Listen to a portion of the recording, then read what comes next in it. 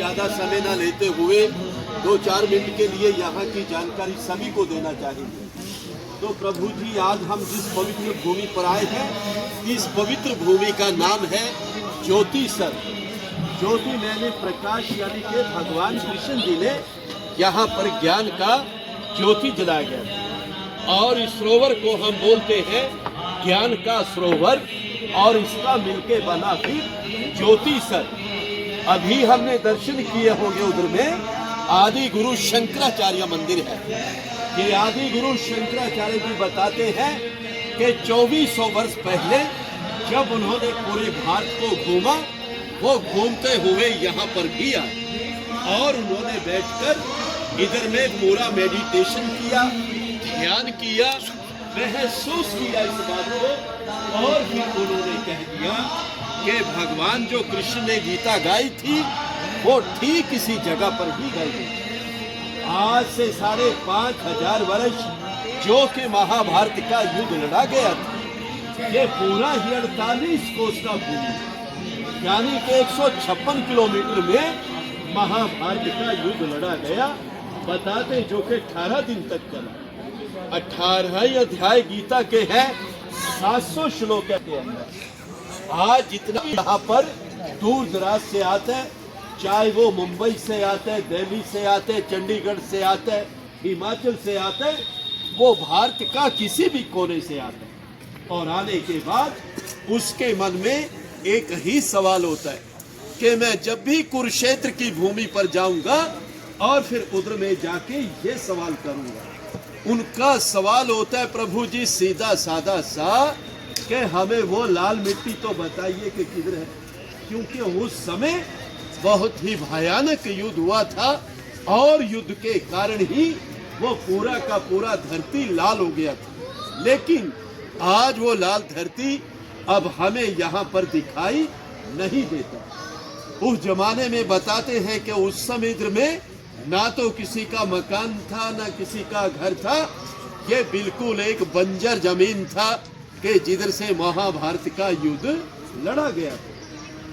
आज हम जिस पवित्र भूमि पे आए हैं, ये है मध्यम, यानी कि सेंटर पॉइंट, के जिधर से भगवान कृष्ण जी ने अर्जुन को गीता सुनाया। जब अर्जुन को यहाँ पे आके मोह हो गया कि मेरे चाचा, मेरे दादा, मेरे बंधु मेरे अपने तो हैं प्रभु, मैं मारूं तो किसको मारूं, तो भगवान कृष्ण जी ने फिर जगह से कह दिया, अर्जुन अगर तू नहीं मारेगा तो मारे ये सब जाओ और युद्ध का तैयारी करो। कहते हैं कि फिर इसी जगह से युद्ध का शुरुआत हुआ और इसी जगह से विराट रूप के अर्जुन को दर्शन भी हुए। भगवान कृष्ण जी ने जब उनको दिव्य दृष्टि देकर अर्जुन को पूरे का पूरा ही ब्रह्मांड दिखा दिया था कि अर्जुन अब तो पूरा ब्रह्मांड देख सकता है, मैंने तेरे को दिव्य दृष्टि दे दिया। कहते हैं कि फिर इसी जगह पे आके अर्जुन का जो मोह था वो पूरी तरह से भंग हो चुका था। इसी जगह से युद्ध का शुरुआत हुआ और अंत में आके युद्ध यहाँ समाप्त हो गया। जिस पेड़ के नीचे अभी आप दर्शन करके आए थे प्रभु जी, जो रथ के सामने पेड़ है, बिल्कुल उसी पेड़ के सामने ही भगवान कृष्ण जी ने अर्जुन को गीता सुनाया था।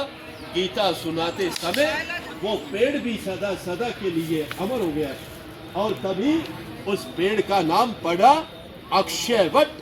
अक्षय मैंने जिसका क्षय ना हो, जो खत्म ना हो, हमेशा हमेशा के लिए जो जिंदा रहता है, अमर रहता है, उसको हम अक्षय वट बोलते हैं। बहुत सारे श्रद्धालु यहाँ पर आते हैं, पेड़ को नमस्कार करते हैं और जो उनका मनोकामनाएं होता है वो इधर से पूर्ण किया जाता है। प्रभु जी जाते समय हम पेड़ का परिक्रमा भी कर सकते हैं। उसमें एक मंत्र बोला जाता है, ओम नमो भगवते वासुदेवाय। क्या बोलेंगे? ओम नमो भगवते वासुदेवाय। इसी प्रकार से ये जो विराट रूप की मूर्ति को अभी हम देख रहे हैं, ये पूरा मेटल से बनाई गई मूर्ति है सर। इसकी जो लंबाई है वो 41 फुट के करीब है, इसका जो वजन है वो 40 टन के करीब है। प्रभु जी इसको बनाने में 3 वर्ष लगे, जो कि नोएडा दिल्ली से बन के यहाँ पर इस मूर्ति को लगाया गया। अभी इस मूर्ति को यहाँ पे लगे हुए भी 3 ही वर्ष हो चुके हैं। जिस कलाकार ने इसको बनाया है उनका नाम है राम सुतार।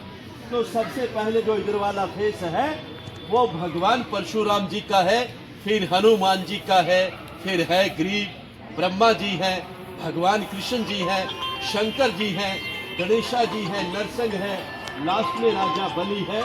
10वां जो अवतार माना गया है वो शेषनाग के रूप में भी प्रभु जी माना जाता है, विष्णु के रूप में भी माना जाता है। प्रभु जी आप चाहेंगे तो जाते समय हम विराट रूप का भी परिक्रमा कर सकते हैं। प्रभु जी ऐसा इधर का जानकारी है। आज सरे आप अपनी तरफ से इस कुरुक्षेत्र में सेवा सरे को जो भी अपनी तरफ से सेवा देना चाहेंगे प्रभु जी आप दे सकते हैं। सुनने के लिए हाँ, दे समय के दूंगी। लिए सर, आप सभी का कुरुक्षेत्र में हैं बहुत-बहुत अभी। धन्यवाद। बोलिए कृष्ण हाँ जी। भगवान की बाबू जय हो, माता की जय हो। हाँ हाँ।